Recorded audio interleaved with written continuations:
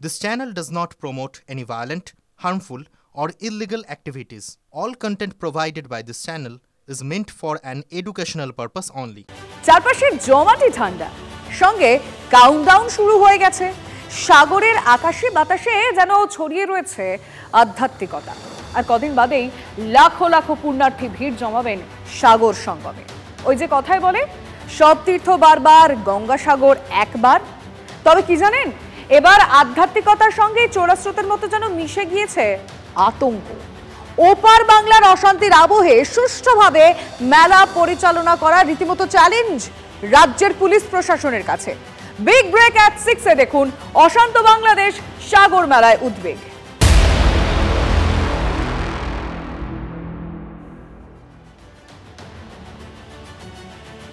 দেখুন, বাংলাদেশের কট্টরপন্থী মৌলবাদীরা কখনো কলকাতা দখল তো কখনো বাংলা দখলের হুঁশিয়ারি দিচ্ছে। ওপারে লাগাতার আক্রান্ত হচ্ছেন হিন্দুরা, আর সেখানে দেশের অন্যতম বৃহৎ তীর্থক্ষেত্রে এত বড় সমাগম চিন্তা তো অমূলক নয়। কারণ গোয়েন্দারা কি বলছে সেটা আপনাদেরকে জানাতে হচ্ছে। গোয়েন্দাদের রিপোর্ট কি বলছে, আসুন বিগ ওয়ালে দেখে নি গোয়েন্দারা ঠিক কি বলেছেন এখনো পর্যন্ত। সীমান্তবর্তী জেলায় বাংলাদেশি জঙ্গিদের আনাগোনা। হিজবুত তাহরিরের মতো সংগঠনের সদস্য এ রাজ্যে বৈঠক করে। নভেম্বর থেকে সীমান্তে জাল নোট, অস্ত্রোপচার ব্যাপকভাবে বেড়েছে, যেটা নিঃসন্দেহে চিন্তার। ভারত বাংলাদেশ সীমান্তে বিস্তীর্ণ এলাকায় কাঁটাতার নেই, যে ছবি TV9 বাংলা আপনাদের ইতিমধ্যেই দেখিয়েছে। এই কাঁটাতারহীন এলাকা বা নদীপথে সহজেই ভারতে প্রবেশ করা যাবে, যার ফলে সত্যিকারে তো চিন্তা রয়েছে। শুধু কি তাই, বাংলাদেশের সিম কার্ড এপারে ব্যবহার করা হচ্ছে।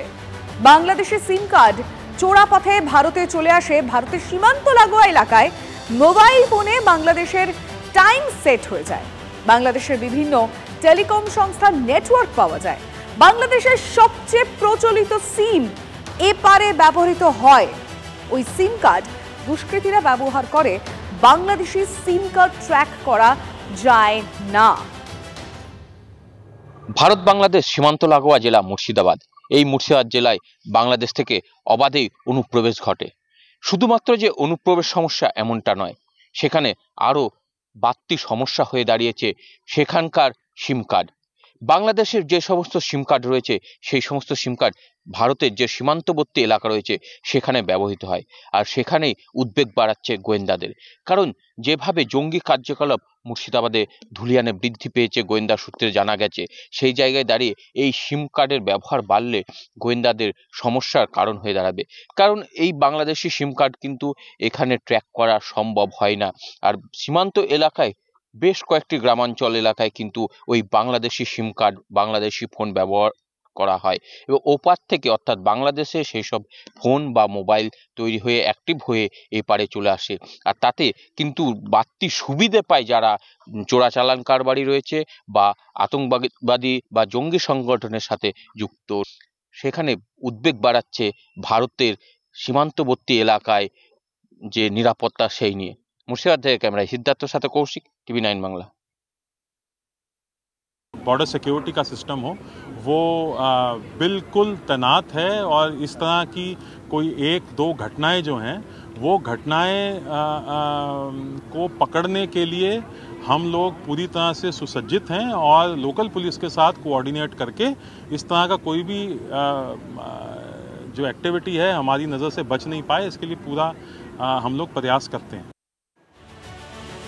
বুঝতেই পারছেন, সাধে কি আর এত সাগর মেলা নিরাপত্তা নিয়ে কড়াকড়ি চলছে। আর এই প্রথমবার মুখ্যমন্ত্রী মমতা বন্দ্যোপাধ্যায় মেলা চলাকালীন টানা 3 দিন তিনি গঙ্গাসাগরেই থাকবেন।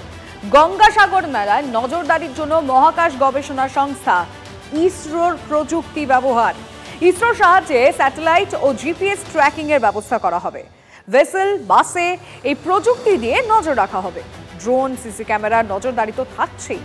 প্রায় 15,000 পুলিশ কর্মী মোতায়েন থাকবেন। মহিলাদের নিরাপত্তা সুনিশ্চিত করতে উইনার্স টিম থাকছে, আর থাকছে quick response team. Bomb disposal স্কোয়াডকেও রাখা হচ্ছে।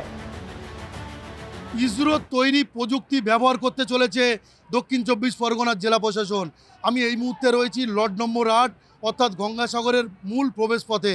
আমি দেখানোর চেষ্টা করব এবার গঙ্গাসাগর মেলায় মুড়িগঙ্গা নদী পারাপারের ক্ষেত্রে কিভাবে ইসরোর তৈরি প্রযুক্তি ব্যবহার করা হচ্ছে। প্রত্যেকটি ভেসেল এবং বার্জে একটি করে ইসরোর প্রযুক্তি ডিভাইস লাগানো থাকবে। অ্যাপের মাধ্যমে সেই ডিভাইসকে কাজে লাগিয়ে ভেসেল এবং বার্জের লোকেশন বুঝিয়ে অন্ধকারে বা কুয়াশার মধ্যে ভেসেল এবং বার্জের সারেং সঠিক গন্তব্যে পৌঁছে যাবেন। সেজন্য প্রত্যেকটি ভেসেল এবং বার্জের সারেংদেরকে বিশেষ প্রশিক্ষণ দেওয়া হবে। এবার কন্ট্রোল রুম থেকে সারেংদের সঙ্গে যোগাযোগের জন্য স্যাটেলাইট ফোনের ব্যবহার করা হবে। মুড়িগঙ্গা নদীতে ইলেকট্রিক টাওয়ারের প্রায় 600টি ফগ লাইট, লেজার লাইট সহ 5 রকমের লাইট লাগানোর পরিকল্পনা নেওয়া হয়েছে। ইসরোর প্রযুক্তি কাজে লাগিয়ে এবারের গঙ্গাসাগর মেলা উদ্রতে চাইছে দক্ষিণ 24 পরগনার জেলা প্রশাসন। কাকদ্বীপ থেকে ক্যামেরায় সৌভিকের সঙ্গে শুভেন্দু হালদার, TV9 বাংলা। বাংলাদেশের পরিস্থিতি মাথায় রেখে আইবিকে সতর্ক থাকার নির্দেশ দিয়েছেন মুখ্যমন্ত্রী। পুলিশ, উপকূলরক্ষী বাহিনী, নৌসেনাকে বাড়তি নজরদারির নির্দেশ দেওয়া হয়েছে। আরো বেশি ওয়াচ টাওয়ার ব্যবহারের নির্দেশ দিয়েছেন মমতা বন্দ্যোপাধ্যায়। বাস, বার্জ, ভেসেল লঞ্চে জিপিএস ট্র্যাকিংয়ের ব্যবস্থা করা হয়েছে। ভেকেলের স্যাটেলাইট ট্র্যাকিংয়ের ব্যবস্থাও থাকবে ইসরোর সাহায্যে, যাতে ইন্টারনেটের গন্ডগোল, জিপিএস ট্র্যাকিংয়ের কোনো সমস্যা হলেও আমাদের ভেকেল ট্র্যাকিংয়ের কোনো সমস্যা না হয়।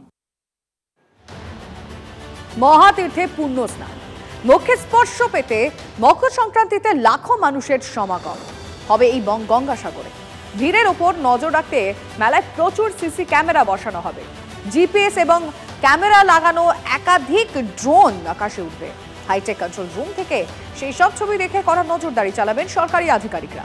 আর লঞ্চ, স্পিড বোটে জলপথে নজরদারি চালাবে পুলিশ, সীমান্তরক্ষী বাহিনী।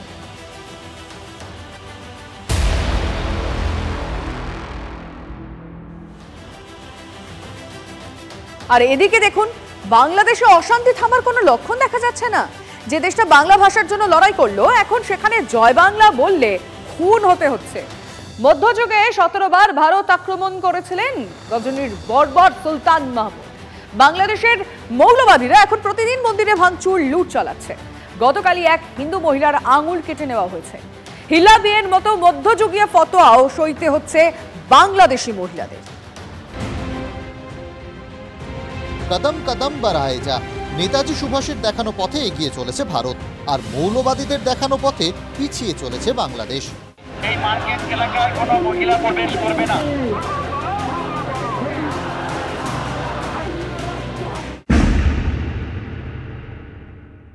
সালাম, বরকত, রফিক, জব্বার, শফিউরদের দেশে এখন জয় বাংলা নিষিদ্ধ শব্দ। যে শব্দবন্ধের মধ্যে বাংলা রয়েছে সেই শব্দও নাকি উচ্চারণ করা যাবে না। উচ্চারণ করলে প্রাণ যাবে। চাঁপাইনবাবগঞ্জের নাচলে বিজয় দিবসের অনুষ্ঠান হচ্ছিল। সেখানেই মাসুদ রানা ও রায়ান আলীকে কুপিয়ে মেরেছে রাজাকার বাহিনী। 2 কিশোরের অপরাধ, তারা দেওয়ালে জয় বাংলা লিখেছিল। লেখিকা তসলিমা নাসরিন ফেসবুকে লিখেছেন, এই হত্যাকাণ্ডের কোনো বিচার হবে না, কারণ মসনদ এখন রাজাকারদের দখলে। তসলিমা সরব হয়েছেন হিল্লা বিয়ের মতো নারকীয় প্রথা নিয়েও। 3 তালাকের মতোই বেআইনি প্রথা এখনো লুকিয়ে চুরিয়ে চলে বাংলাদেশে। তালাক দেওয়া স্ত্রীকে ফেরত চাইলেই মৌলবাদীদের চোখ রাঙানি। এমনই এক 3 তালাক পাওয়া মহিলার সঙ্গে ধর্ষণ করার অভিযোগ কট্টরপন্থীর বিরুদ্ধে। আপনি বিয়ে করেছেন? আপনি বিয়ে করেছেন, সুন্দর কথা। তাহলে হিল্লাটা বিয়ে কি 80 হয়েছে, আপনার মনে আছে পুরোপুরি?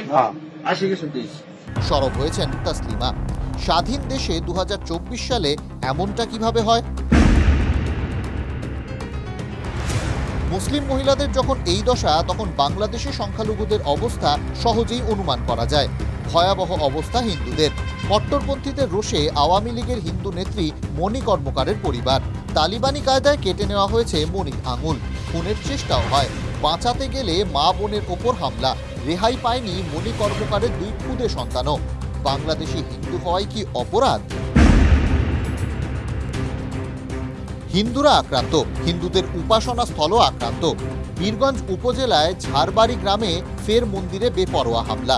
এত বড় তাণ্ডবের পরও গ্রেফতারের কোনো খবর নেই।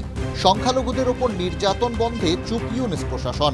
আর কবে টনক নড়বে শান্তিতে নোবেল জয়ীর? নাকি সবটাই বন্ধক দিয়েছেন কট্টরপন্থীদের হাতে? Bureau report, TV9 Bangla. Nidhiram সর্দারের কায়দায় ভারতকে পরমাণু হুঁশিয়ারি বাংলাদেশি কর্নেলের।